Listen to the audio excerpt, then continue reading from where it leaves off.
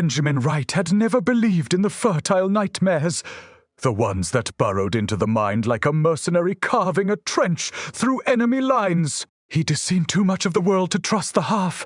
Truths whispered by sleep, yet there he was at 3:12 a.m., staring at the ceiling of his cramped apartment, the air thick with the sour tang of stale coffee and the low hum of a dying bulb. The walls pulsed faintly, not with some unseen energy, but with the slow, deliberate throb of his own heartbeat, amplified by the silence.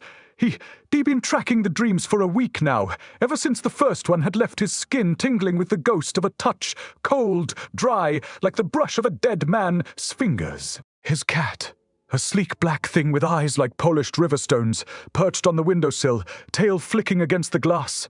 It had started watching him 2 nights ago, its gaze unblinking, as if it too had seen something in the dark. Benjamin reached out, fingers hovering over the creature.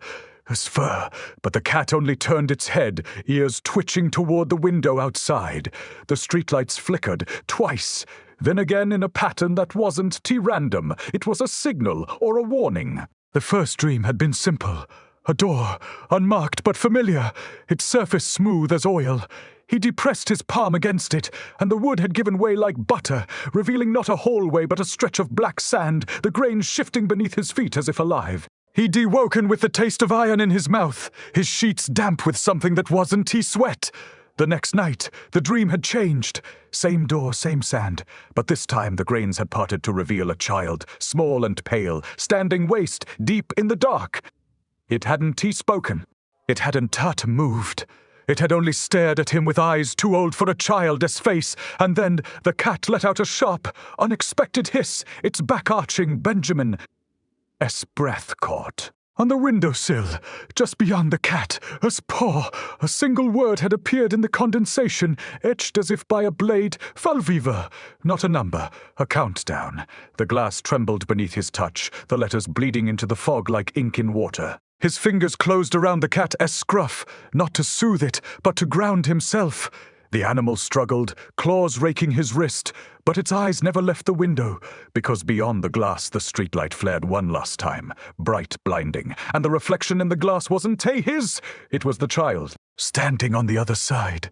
Fingers pressed to the pane, its breath fogging the glass in a shape that wasn't a face. The cat let out a final, guttural wail, and the world went dark.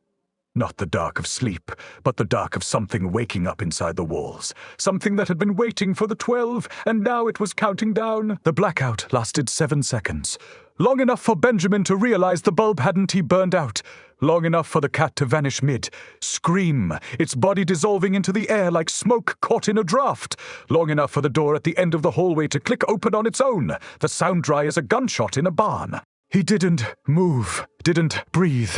The apartment smelled suddenly of burnt sugar and something older, something like the inside of a moth. Heat and book left too long in a damp basement. The door creaked wider, the hinge rusted despite the fact that it hadn't tubed in years. Moonlight bled through the gap, not silver, but the color of a bruise, illuminating the floor where the cat had been. No body, no fur, just a single black paw print, still steaming as if the creature had evaporated mid. Step Benjamin. Wrist stung where the cat's claws had dug in. He pressed his thumb to the wound, tasted salt. The door swung all the way open now, revealing not the hallway he knew but a stretch of corridor that didn't exist in his apartment. The walls were lined with what looked like old medical charts, yellowed at the edges, each one bearing a name, his name written in a hand that wasn't his type. Benjamin Wright, Benjamin Wright, Benjamin Wright, asterisk the repetition made his teeth ache. A voice, dry as cracking paint, cut through the silence. Asterisk, you let it see you. Asterisk, he spun. The kitchen was gone. In its place stood a woman in a white lab coat, her face half. Hidden behind a brass respirator, the glass lenses were cracked, fogged with something dark. She held a scalpel in one hand, the blade glinting under the bruise. Light, not a doctor, not a nurse. The stitching along her jaw wasn't surgical. It was too uneven, too old, like the work of someone who'd been dead a long time. Asterisk, it doesn't he like sharing? Asterisk, she said, tapping the scalpel against her palm. Asterisk, but it'll make an exception for you. You're the only one who has ever looked back. Asterisk, Benjamin's mouth was full of grit. He swallowed. Who the hell are you? The woman tilted her head. The respirator made a sound like a dying radio. Asterisk. The woman who knows why the door opens at 3:12. Asterisk. She stepped forward, the soles of her shoes making no noise on the floor.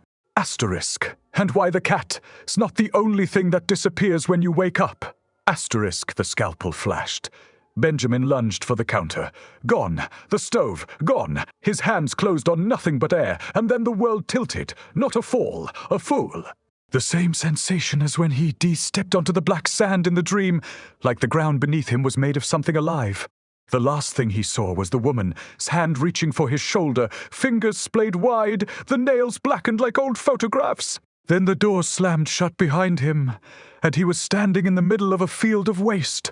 High grass, the air thick with the scent of cut hay and something metallic. 12 paces away, the child stood in the moonlight, its small hands clutching a rusted pocket knife. The blade was open. The grass around its feet was dark with something wet. Asterisk, you relate. Asterisk, it said, voice like a blade being drawn across glass. Asterisk, but it's okay. We've got all night. Asterisk. The grass was damp against his palms when he knelt. The stems brittle under his fingers like the legs of a dead insect. The child didn't move, didn't blink. It just stood there, the pocket knife glinting in the moonlight, the blade catching the light in a way that made Benjamin's eyes water, not from tears, but from the way the metal twitched, as if breathing. The air smelled like wet paper, and something older, something that reminded him of the time he'd opened his grandfather's toolbox and found a single rusted nail that had been driven into the wood so long ago it had grown into the grain. Where the hell am I? Benjamin's voice came out rough, like he'd been screaming for hours. His throat ached. The child didn't answer. It never did. It just tilted its head, the way a dog might when it's trying to decide if you're worth its time. 12 steps. That's how far away it was. 12 steps to the knife. 12 steps to whatever was coming next. Benjamin swallowed. The child's fingers tightened around the handle. The blade shifted again, just slightly, like it was alive. You're not real, he said, testing the words against his teeth. None of this is real. The child's lips parted. No sound came out. Instead, the grass around its feet fanuvdi, not rustling, not bending. The stems, suited, coiling upward like serpents, wrapping around the child's ankles, its calves, its thighs. The knife dropped into the grass with a soft fudit, and the child didn't make a sound, didn't fight. It just stood there, letting the plants climb its body, the stems darkening as they touched its skin, turning the color of old bruises. Benjamin's breath came fast. He didn't run. Gamblers don't run, they calculate. He counted the steps in his head, 12 to the knife, but the child was already halfway swallowed by the grass, its face obscured by the tangles. The air smelled like copper, now sharp and hot, like the time he'd cut his hand open on a rusted nail. The child's eyes found his, not wide, not scared, just to knowing. Then the grass stopped moving. The stems retracted, slithering back into the earth like eels, leaving the child standing there again, whole and unharmed. The knife was gone. The blade had vanished into the grass, leaving behind only a single drop of blood on the child's palm. It held its hand out to him, the fingers curled into a fist. You always forget, it said, voice still, that broken glass sound. But I don't. Benjamin's pulse hammered in his throat. He didn't take the hand, couldn't. The child's skin was too pale, too smooth, like it had never known the sun, like it had never been alive. Forget what? He asked, voice steady, too steady. The child's fist opened. Inside was a single black feather. Not from a crow, not from a raven. It was too small, too wrong, like something plucked from a bird that shouldn't exist. Foot. Footy, not the first. Who, the child said. Footy, you won't be the last. Behind it, the field stretched out, endless. The horizon wasn't a line. It was a furter, jagged and uneven, like someone had ripped the world in half and left it hanging there. And beyond the tear, something moved, not a shadow. Not a shape, just a foot pressure, like the air itself had thickened, like it was holding its breath. Benjamin's fingers twitched. He wanted to reach out. He wanted to grab the child by the throat and shake the truth out of it. But the grass was moving again, not around the child this time, but around him. The stems coiled around his boots, tight and unyielding, pulling him down into the earth. He didn't struggle, not yet. The child knelt beside him, close enough that he could see the individual hairs in its scalp, dark and fine as spider silk. It pressed the feather to his forehead. Die, sleep now. It whispered, "Farty, when you wake up, you'll remember." The last thing Benjamin saw was the child's smile. Not a happy smile, not a sad one, just a smile that knew something he didn't. And then the world went dark. Not the dark of sleep, the dark of something grating. He woke to the sound of his own teeth chattering against each other. The apartment was back, the walls solid and unyielding, the air thick with the scent of burnt wiring and something older, something like the inside of a locked closet left to rot. The clock on the microwave read 3:17 a.m., 5 minutes. That's all it had taken. Benjamin didn't move. His fingers were still dirty, the grime under his nails the color of old rust. He flexed them, watching the dirt flake away like dead skin. The cat was gone, not just vanished. Erased dead. No paw prints, no fur caught in the corner of the couch. No ghost of its presence at all. The feather was tucked behind his ear, the blackness of it stark against his skin. He didn't remember putting it there, didn't remember anything after the child. Smile, the microwave buzzed. Not the timer, not the power save mode. A low, rhythmic thorim, like a refrigerator running on its last leg. Benjamin stood, his joints popping like gunshots in the silence. The kitchen was wrong. Not just different. Wrong. The cabinets were open. The contents spilled onto the floor. Spices, cereal boxes, a single half-eaten apple that had gone brown overnight. The microwave door hung open, the interior light flickering like a dying bulb inside. Resting on the glass turntable was a single human hand, not a model, not a prop. Hummed, pale, too pale, the fingers curled slightly as if reaching for something. The skin was smooth, unblemished, like it had never known calluses or scars. The nails were short, clean, the cuticles raw, as if someone had been picking at them. Benjamin's stomach lurched. He forked, deep in his gut, like his organs were trying to crawl out of his skin. The microwave hummed again. The hand twitched. Benjamin stumbled back, his heel catching on something, the apple, the one that had been half-eaten.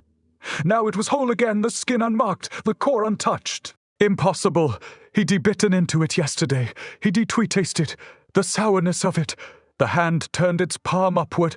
On the inside of the wrist, a single word was carved into the skin, *12. The microwave door slammed shut. The light inside went out. The hum stopped. Benjamin didn't scream. He didn't run. He reached out, fingers hovering just above the surface of the microwave. The glass was cold. Too cold like ice, but not ice. Like the inside of a freezer that had been running for years, long after the power had gone out. The hand moved again. Not twitching. Something inside the microwave sifted. Not a sound, not a movement. A food change.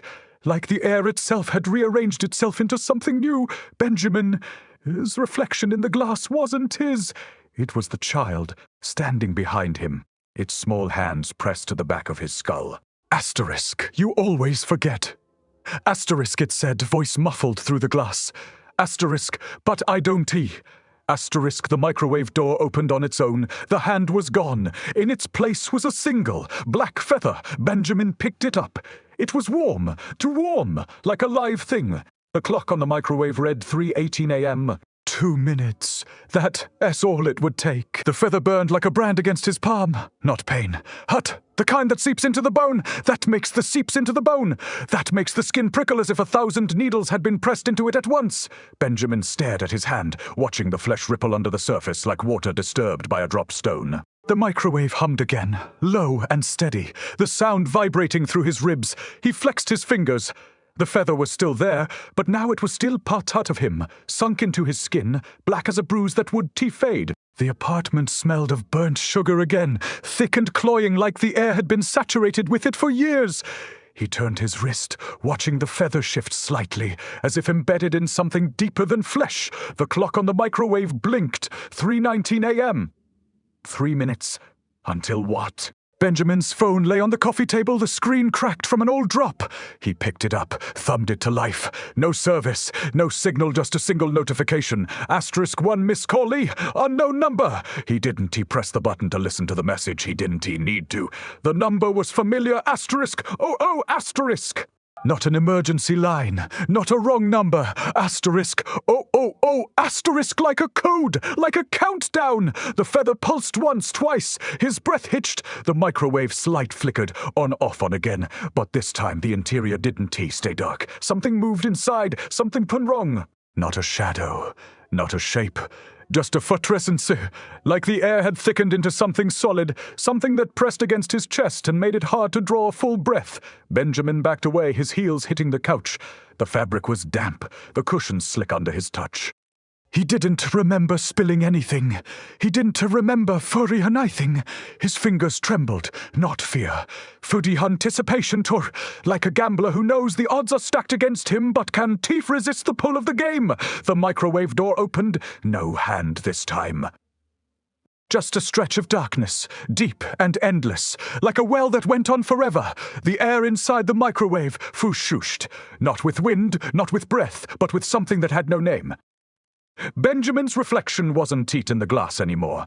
It was in the dark, standing at the edge of the well, its face half, lit by something that wasn't tea light at all, something that twifted burned without flame.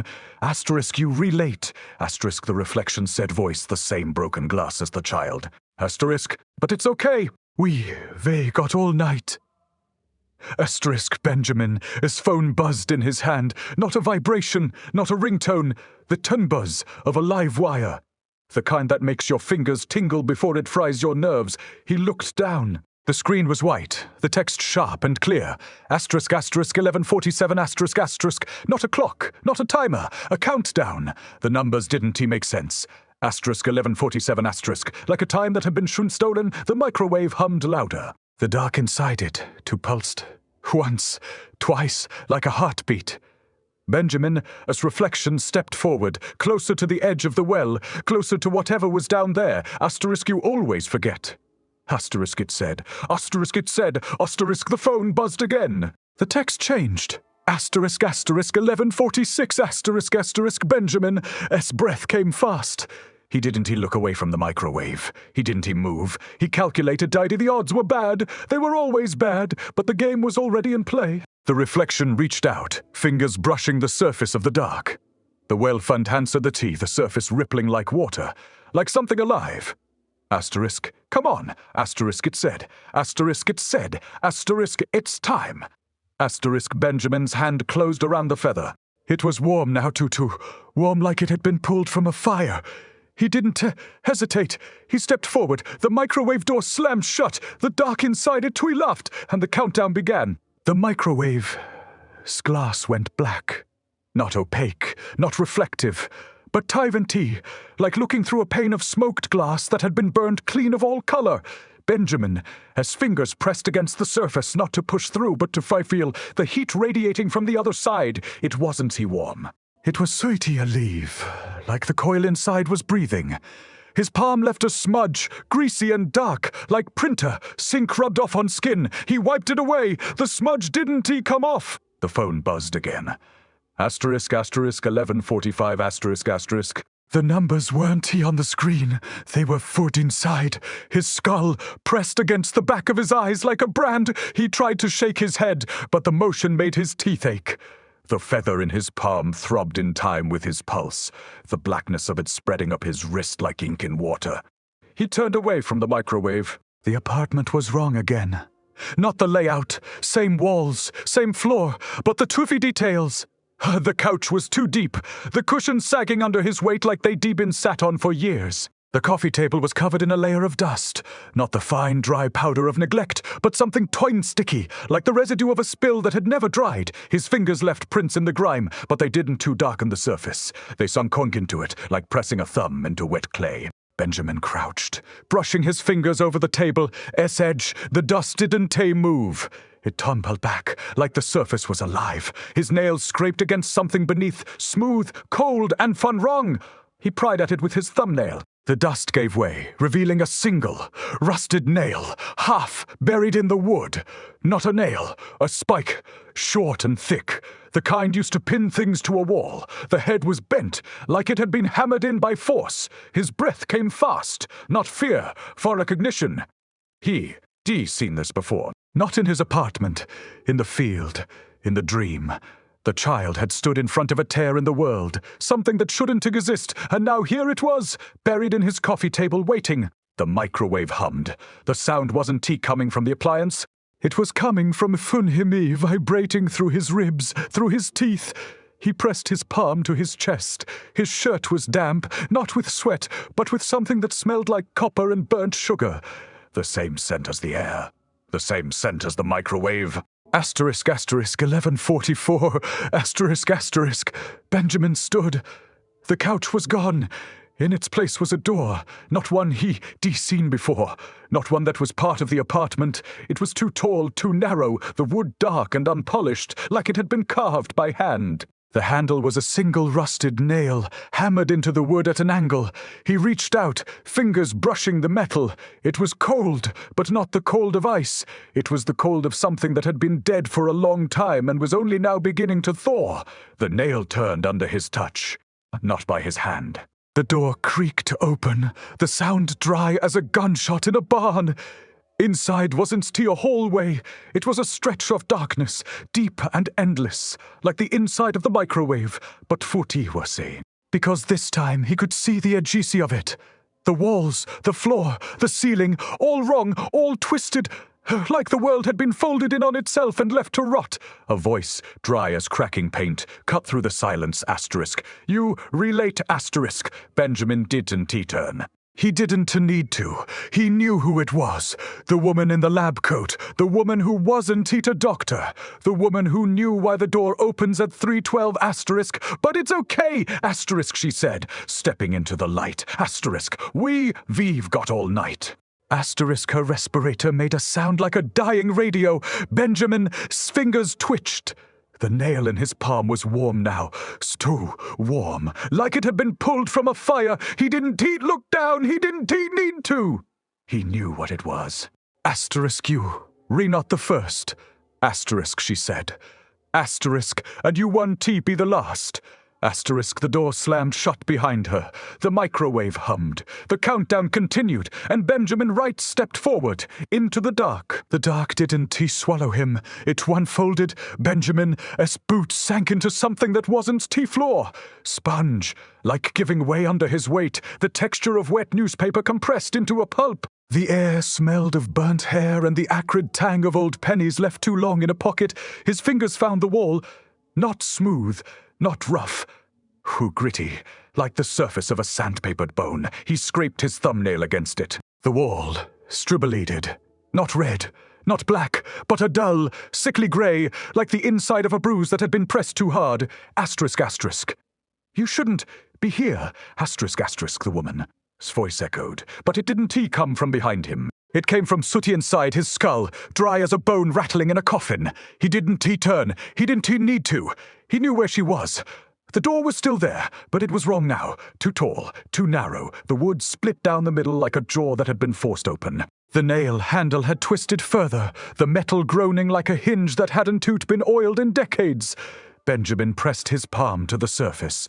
The wood was damp, the moisture slick under his fingers. He pulled his hand away. His skin was clean. Asterisk, asterisk, 12, asterisk, asterisk, he said. The word tasting like ash. Asterisk, asterisk, that's all I've got.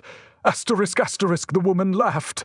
Not a sound, a vibration, like the air itself had been struck by something heavy. Asterisk, asterisk, 12 minutes. 12 hours, 12 years.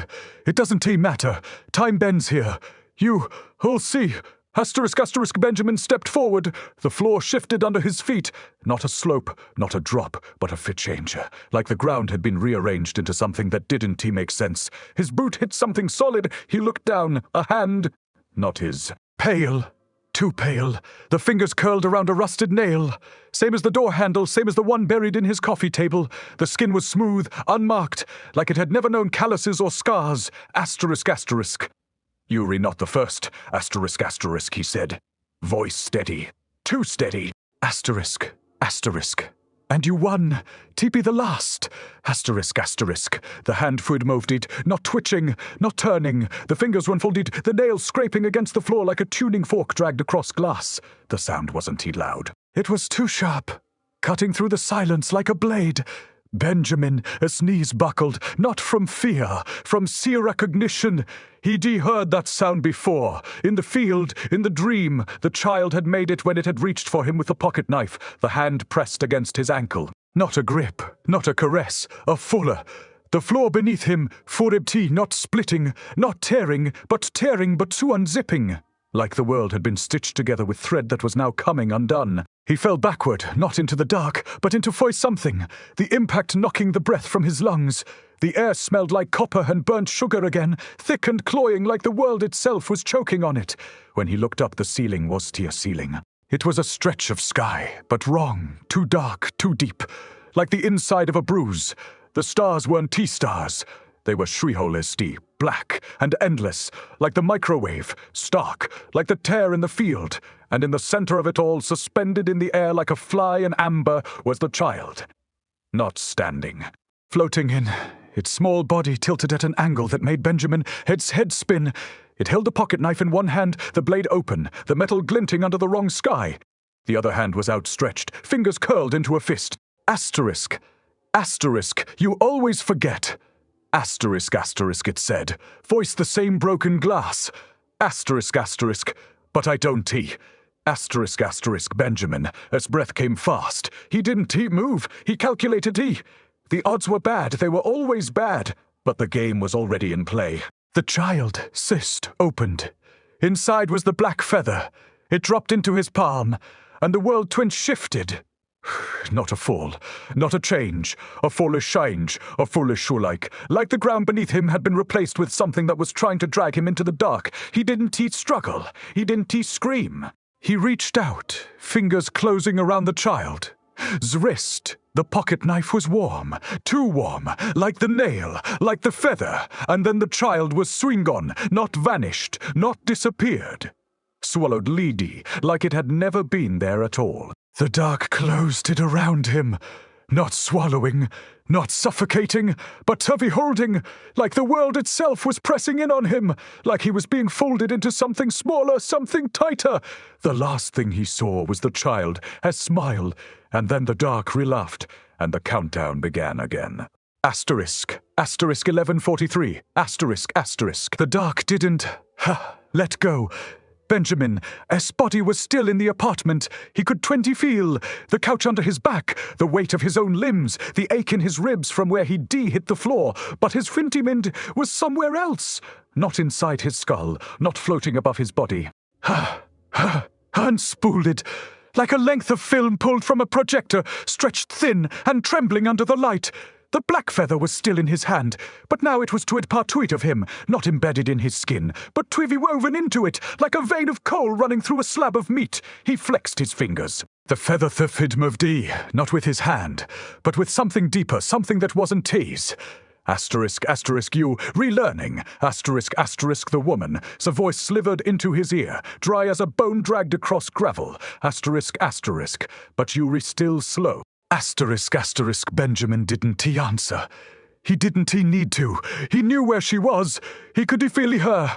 Like a weight pressing against his chest, like a hand on the back of his neck. The apartment was still wrong. Same walls, same floor, but the footy-tail shifted. The coffee table was gone. In its place was a mirror. Not a mirror, a window. The glass was dark, but not reflective. It was sood empty, like looking through a pane of black ice. Benjamin pressed his palm against the surface. His reflection wasn't there, not his face, not his body. Just a C-shape, dark and shifting, like smoke caught in a draft. The shape moved not mimicking his motions, but piti anticipating them, like it knew what he was going to do before he did. Asterisk, asterisk, you see. Asterisk, asterisk, the woman. His voice wasn't in his ear anymore. It was in the glass. Asterisk, asterisk, it's all connected. Asterisk, asterisk, Benjamin turned his wrist. The feather was still there, but now it was growing black tendrils spreading up his arm like ink in water, like a tattoo drawn in real time. He scraped his thumbnail against his skin. The blackness twin pulled it back, not like a wound healing, but like something swine retracting, like a limb being tucked back into a socket. The window shattered, not glass, not sound, the idea of it, like the world had decided it didn't want to be looked at anymore. The pieces didn't eat for. They unfolded, spreading out like wings, revealing not the apartment, not the dark, but Tufia, the woman in the lab coat, standing in the center of the room. Her respirator cracked down the middle, the glass lenses shattered, the metal twisted like taffy. Her fingers were wrapped around the scalpel, the blade pressed against her own throat. Asterisk, asterisk. You don't get to choose. Asterisk, asterisk, she said, voice raw, like the words were being dragged up from her lungs by force. Asterisk, asterisk, you never did. Asterisk, asterisk, Benjamin. His breath came fast. Not fear, for cognition. He'd seen this before, not in a dream, not in the dark, in a photograph yellowed at the edges, tucked into the back of a book that shouldn't exist. The woman wasn't a doctor. She wasn't a nurse. She was a 40 patient, and the scalpel wasn't a tool. It was a forky. Asterisk, asterisk, 12, asterisk, asterisk, he said. Voice steady, too steady. Asterisk, asterisk, that's all I've got. Asterisk, asterisk, the woman laughed. Not a sound. The vibration, like the air itself had been struck by something heavy. The scalpel fin moved, not cutting, not stabbing, but twisting, with thrusting. The blade pressing deeper into her skin, not drawing blood, but freely unzipping her. Like the world had been stitched together with thread that was now coming undone. The blackness in Benjamin, as veins pulsed it, not in time with his heartbeat, in time with Horted, Oswanti Hosi, asterisk, asterisk, asterisk, you always forget, asterisk, asterisk, she said, voice fading, like the words were being dragged away by something deeper. Asterisk, asterisk, but I don't teat. Asterisk, asterisk, the scalpel fell to the floor. The woman, as body folded, not collapsing, not dissolving, but tuffing spreading like a length of fabric being pulled from a drawer, revealing not the apartment, not the dark, but Twivy, the child, the hand, the feather, all of them connected, all of them waiting. Benjamin, as fingers closed around the scalpel, the blade was warm, too warm like the nail, like the feather, and then the dark shifted, not a fall, not a change, a pull, like the ground beneath him had been replaced with something that was trying to drag him into the dark. He didn't struggle. He didn't scream. He stepped forward. The countdown continued. Asterisk, asterisk, 11:42, asterisk, asterisk. The scalpel bit into his palm like a hot brand. Benjamin didn't flinch. The blade wasn't meant for cutting. It was meant for drawing door. The edge serrated like a saw designed to carve rather than slice. Black ichor welled up around the wound, thick and viscous, smelling of burnt sugar and old pennies. He pressed harder, not to bleed, but to Fiancor himself. The dark wasn't resisting. It was Sudi watching. The room had changed again, not the walls, not the floor.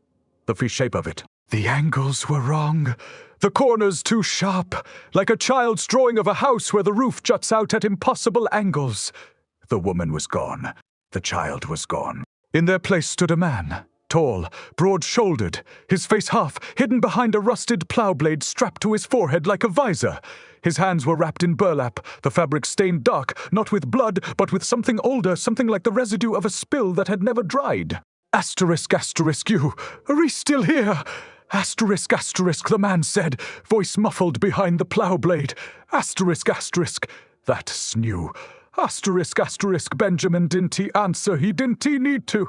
He knew who this was, the mercenary from the dreams. The one who carved trenches through enemy lines, the one who had been waiting for him, the scalpel burned in his grip.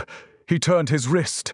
The blackness in his veins had spread, not just to his arm, but to his chest. A web of tendrils pulsing under his skin like a second heartbeat. He pressed his fingers to his ribs. The flesh gave way slightly, not tearing, not splitting, but with yielding. Like the world itself was made of something that could be reshaped. Asterisk, asterisk. 12, asterisk, asterisk, Benjamin said, voice steady, asterisk, asterisk, that's all I've got. Asterisk, asterisk, the man Swin laughed. Not a sound. A fork and shift in the air, like the world had exhaled. Asterisk, asterisk, 12 minutes, 12 hours, 12 years.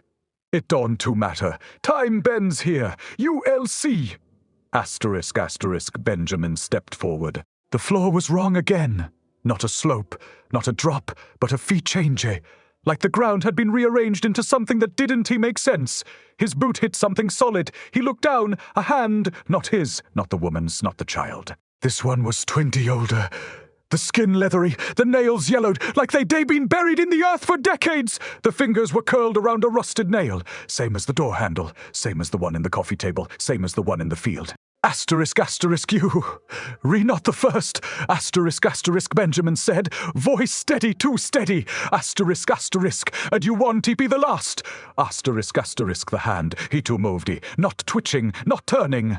The fingers so enfolded, the nails scraping against the floor like a tuning fork dragged across glass. The sound wasn't loud. It was twin sharp, cutting through the silence like a blade. Benjamin's knees buckled, not from fear, from fear recognition. He heard that sound before. In the field, in the dark, the child had made it when it had reached for him with the pocket knife. The hand pressed against his ankle. Not a grip, not a caress, a pull. The floor beneath him furripped, not splitting, not tearing, but turning unzipping, like the world had been stitched together with thread that was now coming undone. He fell backward, not into the dark, but into forward something, the impact knocking the breath from his lungs. The air smelled like copper and burnt sugar again, thick and cloying, like the world itself was choking on it. When he looked up, the ceiling wasn't a ceiling. It was a stretch of sky, but wrong. Too dark, too deep, like the inside of a bruise. The stars weren't stars. They were surreal sea, black and endless, like the microwave, stark, like the tear in the field, and in the center of it all, suspended in the air like a fly in amber, was the man with the plow blade. Asterisk, asterisk. You always forget. Asterisk, asterisk, he said, voice muffled behind the metal. Asterisk, asterisk. But I don't. Asterisk, asterisk, Benjamin. S breath came fast. He didn't too move. He calculated. The odds were bad. They were always bad. But the game was already in play. The man reached out, his burlap-wrapped hands closing around the scalpel. The blade collode. Not with light, but with hoofed het. Like it had been pulled from a fire. The man's fingers are melted, not burning, not dissolving, but foofy unraveling, like the world itself was trying to drag him into the dark. Asterisk. Asterisk 12. Asterisk, asterisk, Benjamin said, voice steady. Asterisk, asterisk, that, all I've got. Asterisk, asterisk, the man swin laughed. Not a sound. A vibration, like the air itself had been struck by something heavy. The scalpel moved is, not cutting, not stabbing, but twisting tweether, the blade pressing deeper into the man, us palm, not drawing blood, but unzipping him, like the world had been stitched together with thread that was now coming undone. The blackness in Benjamin's veins and pulsed, not in time with his heartbeat, in time with hustefte. The man sushti, asterisk, asterisk, you always forget, asterisk, asterisk, the man said, voice fading, like the words were being dragged away by something deeper. Asterisk, asterisk, but I don't take. Asterisk, asterisk, the scalpel fell to the floor. The man's body unfolded, not collapsing, not dissolving, but tuffety spreading, like a length of fabric being pulled from a drawer, revealing not the dark, not the sky, but foofy. The child, the woman, the hand, all of them connected, all of them pointing. Benjamin's fingers closed around the scalpel. The blade was warm, too warm, like the nail, like the feather. And then the dark shifted Fondil. The countdown continued. Asterisk, asterisk, 1141, asterisk, asterisk. The scalpel settled into Benjamin's palm like a promise. He didn't look at the time. He didn't need to. The air hummed with it. Asterisk, asterisk, 1141, asterisk, asterisk. The numbers carved into his ribs like a brand de-worn since the first dream. The dark around him was empty. It was so silver. Thick with the shapes of things that hadn't been named yet. The woman, as respirator cracking like ice. The child, as pocket knife glinting in the wrong light. The man, as plow blade scraping against the ceiling like a fingernail on glass. Benjamin exhaled. His breath fogged the air, not with moisture, but with dusty fine and grey, settling on his lashes like ash. He flexed his fingers. The black veins in his skin pulsed in time with the scalpel's heat, not a weapon, a tool. Asterisk, asterisk, you.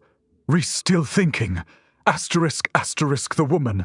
A voice slithered from the dark, dry as a bone in a dry well. Asterisk, asterisk. That's your mistake. Asterisk, asterisk, Benjamin didn't.